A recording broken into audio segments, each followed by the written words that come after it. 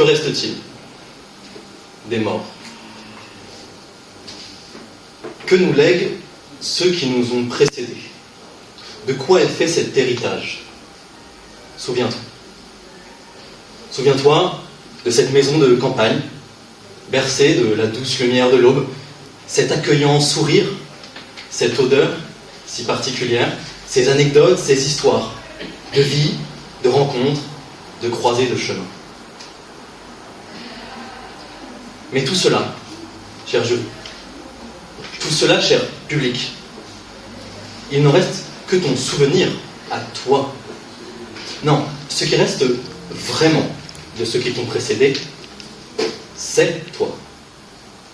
Nous pleurons ces morts, sans avoir eu le temps de leur dire au revoir, sur la lame du rasoir, la lame à l'œil, la mort dans l'arme.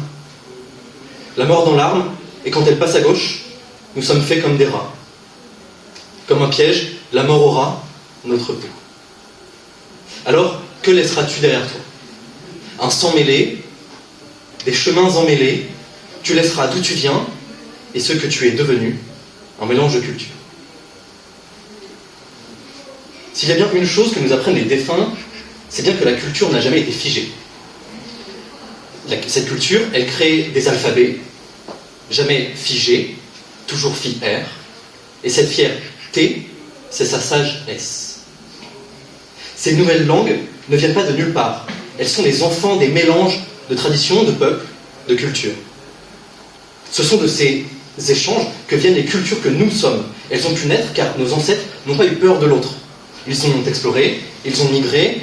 C'est pour cela, sans doute, que les meilleures rencontres émanent de contrées magnifiques et nouvelles, que les meilleurs amis viennent de la migration, migration.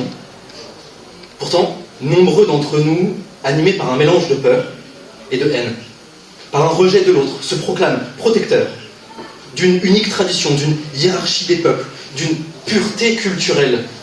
Mais les mots que nous employons, les plats que nous mangeons, les danses que nous fêtons et les fêtes que nous chantons, on les doit à ces migrations ancestrales, ces échanges de coutumes, ce partage de valeurs. Nous sommes la culture, depuis toujours changée et à jamais changeante. Nous sommes l'interculturalité. Mais c'est aussi notre combat. Cette diversité qui coule dans nos veines comme un passeport aux 1000 visas est dévisagée. Un point commun, comme un risque pour certains. Parce que la culture est vivante, ils ont voulu la figer. Parce qu'elle est un mélange, ils ont voulu la purifier. Plus que jamais, il nous faut nous souvenir des heures sombres de l'histoire. Les nations se renferment sur leur culture. Elles dressent des murailles le long de leurs frontières. Elles grillagent dans un désir d'hégémonie la mer Égée, la mer du Nord et la mer Morte, qui n'est pourtant moins que la Méditerranée. Elles qui voient les mères pleurer leurs enfants perdus et les pères durer leurs lamentations amères. Étranger est le nouveau Dreyfus, accusé de tous les maux, responsable de tous les maux. À quoi bon chercher la vérité quand on tient un coupable? Le combat de Zola contre l'antisémitisme, quelques années plus tard, a été pétiné par le maréchal. 6 millions d'âmes, à jamais perdu que la diversité pleure toujours.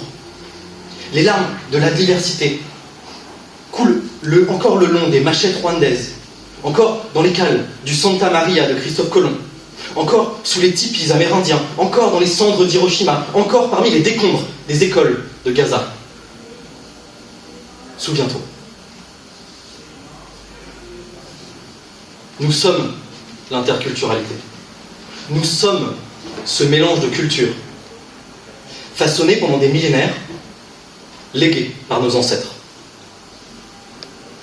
Que diraient les morts aujourd'hui, s'ils pouvaient parler? Je pense qu'ils ne diraient rien, j'ai entendu dire que c'était des tombes. Cher jury, cher public, la bonne nouvelle, c'est que ce temps est à nous. Autant héritiers de l'histoire, nous sommes des passeurs de mémoire. Un combat pour pouvoir léguer ce que nous sommes. Diversité. Merci.